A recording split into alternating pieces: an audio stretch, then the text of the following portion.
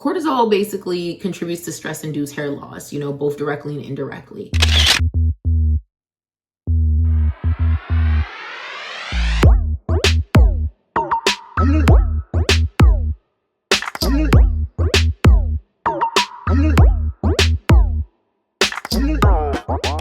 Hey baddies, so welcome back to the channel, and all I talk about here is the science of hair growth and hair loss. That's on that. And I throw in a little bit of razzle dazzle and talk about other stuff like the WAP and just different things, women's health, feminine health, and then like just whatever I feel like talking about that day that's just relevant to me and obviously relevant to you. But sis, stress, you are stressing yourself out, you know, and you are stressing your hair follicles out to death, okay? And what I mean by that is that stress is one of, if not like the number one cause, one of the top causes of hair loss. And I mean, you can slather as much oil as you want, spend bands on vitamins, shampoos, serums, potions, voodoo, black magic, santeria, whatever you want to do, you know what I'm saying? Or you could pray, you know what I'm saying? And ask Jesus to bring you some follicles, and none of that is going to work if you stressed out. Now I have a whole bunch of videos. I have a few videos here about like hormones and the balance of hormones, and I'm not going to go that deep today, okay? But we are going to talk about one main hormone, and that main hormone is cortisol, okay? I know you guys heard about it before, but we're going to go in depth on cortisol today and pretty much how to reduce stress. Now, I know some of us, listen, I go through the comments and I read emails and DMs and messages, and some of us are dealing with trauma, like real trauma, like, and there's a lot of ish going on in the world, like right now, like it's crazy. So like, I can't, you know, this ain't a one-on-one, this ain't a therapy session where I could tell you what you need to specifically do in your life to reduce your stress, right? To start mitigating your trauma, manage the trauma that you have in your life, because trauma does have a physical, it does have physical impact and a physical effect on your body and mind. And that is a whole nother video, because that is a science that's just deeper science. But trauma does affect the brain, and it has physical ramifications on the brain. But you know, I can't go that deep into trauma, but just baby steps, right? Into what you can do to start reducing cortisol, because cortisol within itself does destroy your hair follicles. And I'm going to go into that now. So please, you know, pull up a chair. It's a little late over here if you see, you know, but I was like, let me just come on here real quick before I go to bed and, you know, throw in a little something, have my lip gloss pop, and just put y'all onto game on how you can reduce your stress, your cortisol, to start seeing thicker, fuller hair. That's the bottom line. All right, so let's go right into that, okay? Hey baddies, it's your girl Babby with Hair Scripts, and I have some great news. If you are experiencing hair loss, meaning it's shedding, it's thinning, you have bald spots, it's breaking, you don't know what the problem is and you don't know how to treat it and how to fix it, do me a favor and go to thehairscripts.com. Go to our website, the link is down below, and use our scalp evaluation tool where you can upload up to 6 photos of your scalp and your problem area. And one of our Hair Scripts hair loss experts will get back to you, not only with the full evaluation, but a treatment plan on how you can personally regrow your hair back based on your hair growth concerns. But that's not all. You'll also get product recommendations that are going to be better for you and not for your neighbor. Okay, so personalized hair care, girl, that's where it's at. And if that's not good and that's not reason enough for you to go, it's free, okay? Don't say I didn't tell you. Bye. So cortisol, better known, and I'm looking at my notes, is better known as the stress hormone, okay? It's released whenever the sympathetic nervous system is triggered, okay? That's the fight or flight, okay? And then there's a few others, right? Like, is it fawn, and is it freeze? There's others that has come about, but we know it to be the fight or flight system, okay? And cortisol is not all bad. Let's, you know, so I know it gets a bad rep, as it should, honestly, but cortisol is not necessarily all bad, right? Cortisol does have some pros, and the main pro is that it is able to convert fat and sugar to fuel, to energy, right? And that's why things like exercise, which causes, some level of stress, you're stressing your body for that, confined amount of time, right? For whatever, to build muscle, burn fat, whatever. It's good for you because it's activating cortisol and it's really helping to get cortisol going to do what it does best, right? To turn all that stuff that you have, that you've been consuming, into fuel, into energy. But the problem is not cortisol within itself, it's the overproduction of cortisol. And what overproduces cortisol is when your sympathetic nervous system, when your fight or flight is on fleek, honey, okay? When it's like on like, I don't know what to do. Oh my gosh, he's stressing me out. She's stressing me out. My kids, I ain't got no money. You know what I'm saying? Like, do I start this business? Do I quit my job? My boss, you know what I'm saying? Like, I ain't get my period. Like, I mean, it just goes on and on and on. Loss, some trauma experience that you've experienced recently, and or just something that is traumatic to the body, like just having a baby, you know what I'm saying? Like, believe it or not, as casual as it seems to just get pregnant and give birth, like that is really a life or death type of situation. So always count your blessings and thank the good Lord, you know what I'm saying? Thank the good Lord Jesus that you had your baby and you're here, even if you're losing some hair, you know what I'm saying? Excuse the picnic in the back, okay? That you're still here. But anyway, let me move on. So that's what overproduces cortisol, okay? So let's talk about some of the effects that cortisol has on the body.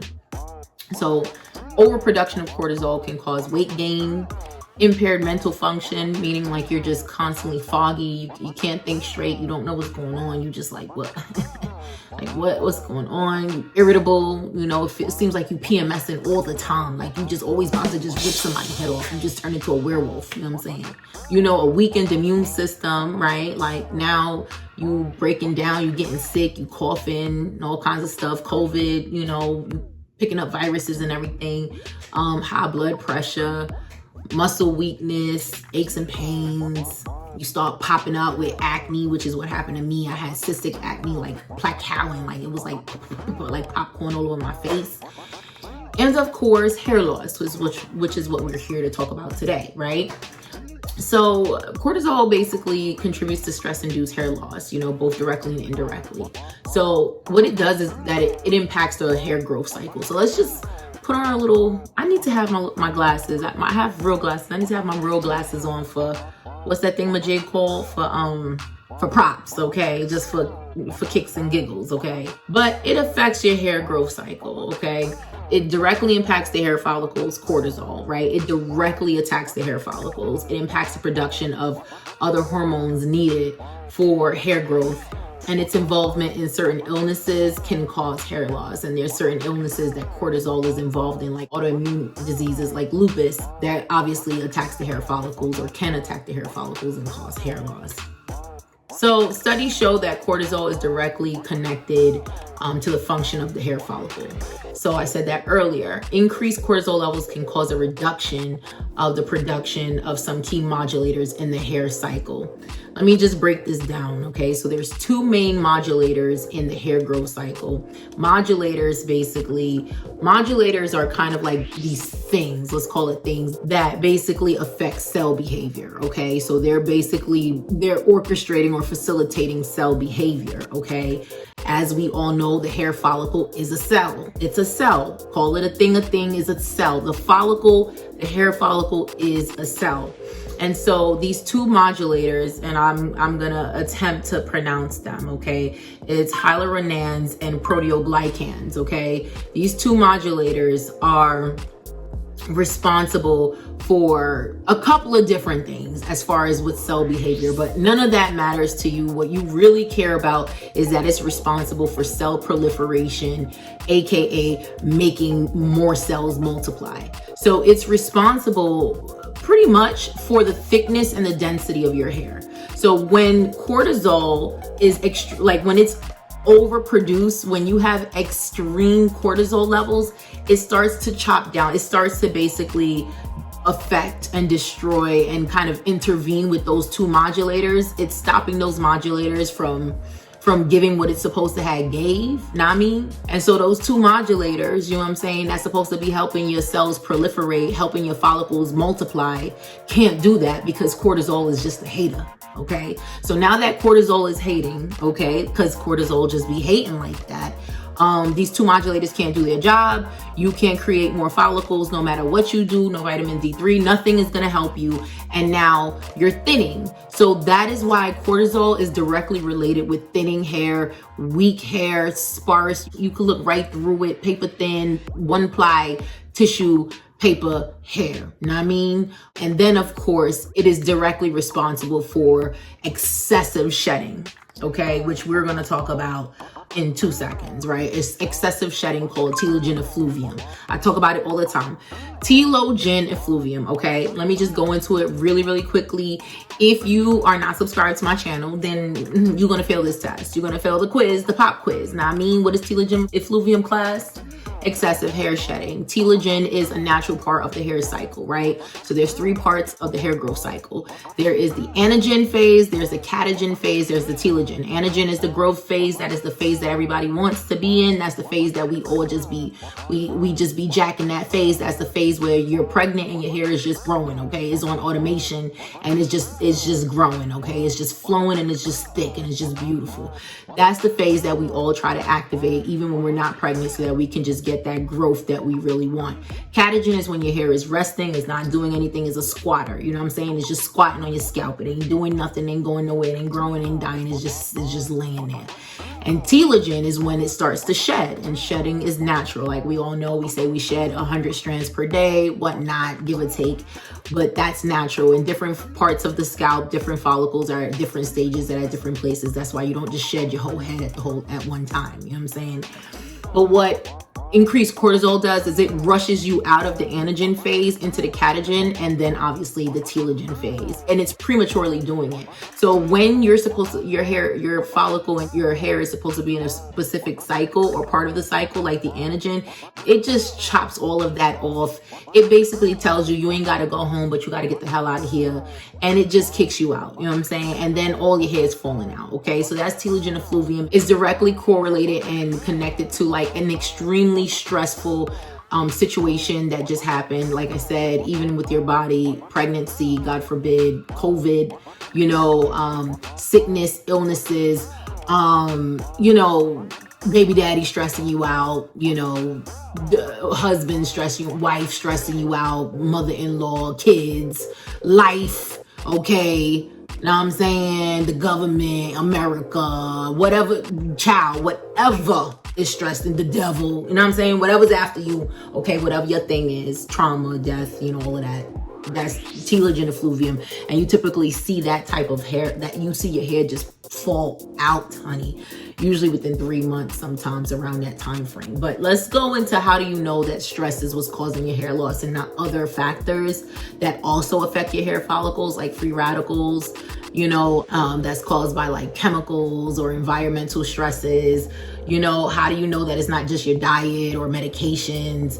You know, how do you know that it's not just over manipulation? You know, it's summertime over here, you know what I'm saying? So we do our braids. We like to do our braids, you know, and we just constantly tugging at our edges and stuff.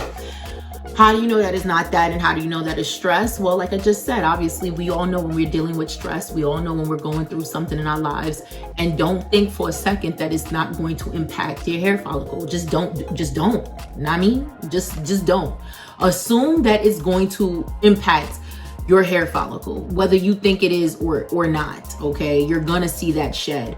And so my advice to you is if you know that you're stressed out, you need to start taking the steps to reduce this stress or mitigate this stress, right?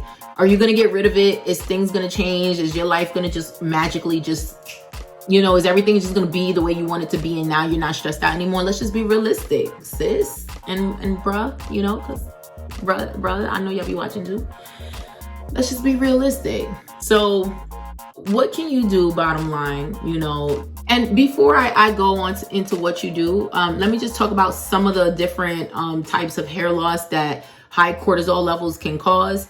High cortisol can cause, like I just mentioned, telogen effluvium, but it also causes androgenetic alopecia because high cortisol, it just completely imbalances your hormones, okay? It just starts messing with your hormone production.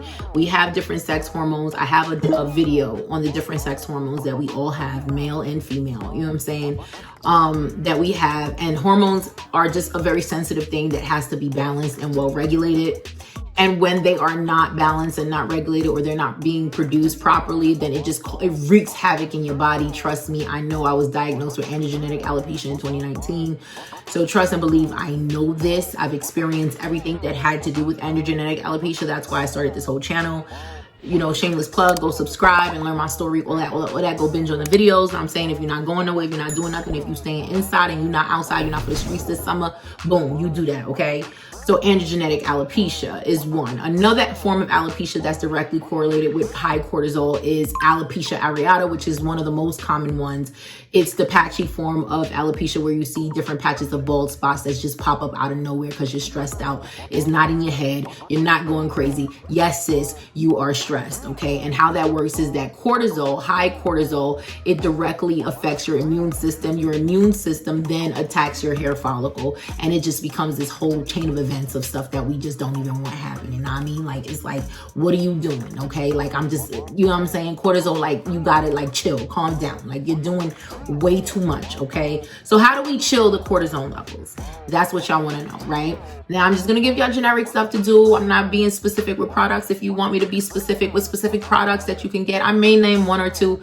My recommendation is that you comment down below. Let me know if you want me to be very, very more specific and find out about the different products that you should use. But let's go right into it. So automatically off the bat, you know, the normal stuff, right? We're going to talk about exercise, right? You want to exercise, right? Exercise is going to help you reduce your cortisol. You know, it's going to help you reduce your cortisol levels. Now, give me 1 second. And I'm going to go through my notes and just, you know, I'm gonna give it to you in a certain order. Okay. So you want to sleep better. You want to get better sleep. Obviously, there's a whole study done on how having a routine sleep is going to help to mitigate your high cortisol levels, right? Mitigate meaning is going to reduce it, is going to manage it, is going to get it to where it needs to be. You don't want to get rid of cortisol altogether. Like I said, it does have its pros, but you want to balance yourself out, and sleep is going to help you do that. Sleep and exercise. Like we said, with sleep, you have to be consistent. It is what it is. I'm saying, like, I know everybody don't have the same schedule. I know you stressed out when the kids go to bed. You want to stay up till 2, 3, 4 in the morning. I'm speaking about me. I ain't talking about you. But if I'm talking about you, then we guilty together. You know what I mean? But you got to force yourself to go to bed. You got to get some rest. At least 8 hours study. Show and suggest. Also, like I said, the pick-me's in the back. Excuse me for the noise. Summer vacation. So, you know, you're just going to be hearing a lot more. You're going to be probably having some cameo appearances. Okay. The other thing is CBD, right? CBD, you know, here's why. Let me just go into CBD. Some of y'all might be anti-CBD and all that stuff. No problem. Everything ain't for everybody. But the reason why I'm saying CBD is because CBD, cortisol just produces widespread inflammation throughout the entire body. And CBD has anti-anxiety and anti-inflammatory effects and benefits overall, right? It kind of have the same mechanism of action almost as SSRIs, which is basically, you know, anti-anxiety pills like Xanax and stuff like that, right? So instead of you running to take a Xanax, you know, instead of you doing, you know, dirty Sprite and whatever it is that people do, I don't even know what it is these days, if it's lean, instead of you going to that, instead of you even running to, you know, whatever other drugs you choose, you know what I'm saying? CBDs, you know, the cannabis plant and the cannabinoids, they're pretty much healthier. A healthier way of just dealing with that stress response is, like I said, it has the same MOA as SSRI. So it does have that anti-anxiety and anti-inflammatory effect without the side effects, right, of the drug. It's kind of like the natural way of going. So it helps you. And it, of course, the CBDs, because it has anti-inflammatory effects, it also helps with reducing inflammation on your scalp throughout your entire body, including your scalp. So that's basically why you want to use CBD gummies or pills, cannabinoids, because it has the same mechanism of action as antidepressants and anti-anxiety, minus the side effects and all the other things that come along with that, okay? And a host of other benefits. But this is not a CBD video. I think I have one on this channel. Please subscribe, go check that out. Then there's adaptogens. You know, adaptogens are basically nature's, plants, biochemicals and phytonutrients that can really help. Like, the best supplement that I can think of is ashwagandha. Ashwagandha is a good supplement that helps you like to calm down and just bring yourself down. It helps to balance your HPA axis, which is kind of like the whole stress response, it's kind of like the same as the fight or flight and all of that. They all kind of have everything to do with balancing your stress levels, okay? So, anyway, the next one is just like, listen, you're gonna have to find something that works for you. Like for me, it's prayer, for others is meditation, is yoga, for me, it's prayer. You know what I'm saying? For me, I like to pray, I speak to Jesus. I'm like, God, I'm gonna need you to help me right now because I'm really about to flip out. Like, I'm really like life is just, it's not giving right now. You know what I'm saying? Like it's not giving and the math is not mathing. It's just bugging out right now. So I pray, I talk to God just like that. Okay. And then also for me, I do little acts of self-care. I do things that bring me a little bit of joy. You know what I'm saying? So like you have to do something that is going to bring you a little bit of joy. Like for me, I started taking pole dancing classes, pole dancing lessons, and I love it. Like it makes me feel sexy. It brings out the inner, the inner, seductress in me. Like it helps me, tap into my sensual side, and I just release a whole bunch of endorphins. Is it endorphins? Well, no, I don't know if it's endorphins, excuse me, I'm just talking, but I definitely release a whole bunch of oxytocin. I increase my oxytocin and all of that doing that. I got a whole video on hormones and sex hormones and all of that. Go check that out. Which also is a good segue to the next one, which is sex. Sex is just, it's healthy. It's good for you. Now, I don't know. I just heard for myself. I just know the science. You know what I'm saying? That's not the case over here. But, I have a whole video on that as well about sex and the correlation with your sex hormones and how balancing your hormones can help you with your hair, believe it or not.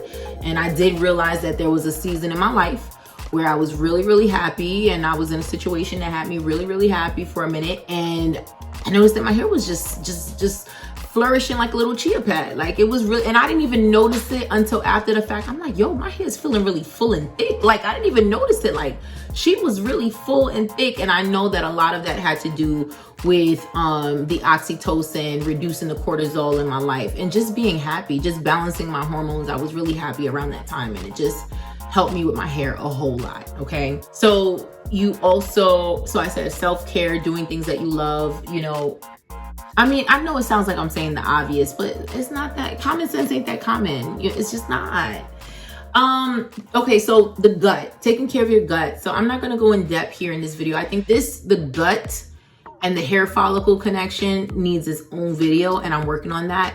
But bottom line is the gut and hair follicle, but also the gut and brain connection is huge. You need to take care of your gut. You need to take care of your gut microbiome. Keep that happy and balanced and healthy so that your brain can function properly and function the way it needs to. And that includes reducing cortisol. So prebiotics and probiotics is good for that. Probiotics you can get from supplements. Prebiotics you can get from supplements. I'll try to link one that I use. But also you can get it from things like kombucha, you can get it from sauerkraut, you can get it from a host of different things. Just go ahead, Google foods that have prebiotics and probiotic benefits. But y'all, I make life easier for me so that I can get exactly the amount of strands that I need. I just use prebiotic and probiotic supplements, okay? So, yeah, like, and basically the other thing is just, there's some supplements that you can take. Like I mentioned before, there was ashwagandha that helps, but another good supplement that helps overall that has adaptogens and all the different things that I mentioned, I think minus the CBD, is Nutrafol. Now, I've said before that this company does not sponsor me. I don't know how much they probably made off of one of my biggest videos. They don't know I exist, but they do work, okay? It is pretty expensive, so I'm working on finding a dupe for everybody that is just as effective, has, you know, kind of very similar ingredients, same ingredient chemical profile, that's just as effective, but not breaking the bank, especially with what we going through right now, y'all, with inflation and all this other stuff, and like everything crashing and the markets and all that stuff. So I'm gonna find y'all something that's a little more affordable. But Nutrafol does have a good host of adaptogens and stress adaptogens to help reduce the cortisol levels, to help thicken your hair, okay? And then eating well, okay? Diet. Okay, so let's talk about diet. We're just gonna be a little bit more specific, right? What do I mean by diet? Yes, eating a balanced diet, blah, blah, blah. But what I mean is there's specific foods that you wanna eat that's specifically geared towards reducing cortisol. So that's like magnesium-rich foods like pumpkin seeds, almonds, spinach, you know, they basically, you know, they harness their magnesium, and magnesium has been shown, has been clinically proven to reduce cortisol. There's dark chocolate, which, oh, I love dark chocolate, y'all. And I notice that when I have a moment, and my refrigerator is empty. It doesn't have, it's empty with dark chocolate. I don't have none. I need to go pick some up. I usually get the dark almond chocolates from Trader Joe's, but I know that that's not really like dark chocolate. We talking about dark chocolate, but yes, dark chocolate, yeah. Okay, and dark chocolate reduces cortisol, and it also contains magnesium. So please, you want to stock up on some dark chocolate. And I usually take some dark chocolate and some coconut, like the coconut whip from Trader Joe's, and a strawberry, and I it's like a decomposed like chocolate strawberry. It's just black and green tea has been shown to decrease cortisol levels, especially when you're carrying out a stressful task. So that's why there's been studies that show, especially through psychology studies that show drinking green tea before a workout is gonna really optimize that workout, right? For many reasons, including the fact that it's going to help to reduce the cortisol levels associated with that workout. So, you know, quick little hack, go ahead and drink you some green tea before you work out, okay? Water, of course, dehydration increases cortisol, so you want to stay well hydrated. And then zinc-rich foods, okay? Zinc can temporarily inhibit cortisol production by the adrenal glands, and you don't want the adrenal glands to be completely out of whack. The adrenal glands are responsible for the sex hormones, and we talked about that earlier with androgenetic alopecia, right? And so zinc-rich foods, you know, and zinc in general. So I take a zinc supplement. I don't take zinc supplement. I just have a lot of zinc in my prenatal supplement. I have a whole supplement video, one of my biggest videos on this channel. Go check that out. It goes into all of that in depth. Anyway, I'm about to hit 30 minutes. Forgive me. I did a lot of talking, but people are stressed out. In closing, y'all, just, you know, you gotta make small changes. Find pockets of happiness. Find pockets of laughter. Try to keep those cortisol levels at bay as best as you can, even in spite of everything going on in your life, in the world and everything. And listen, stay prayed up, okay? Stay prayed up, okay? Subscribe. Bye, baddies.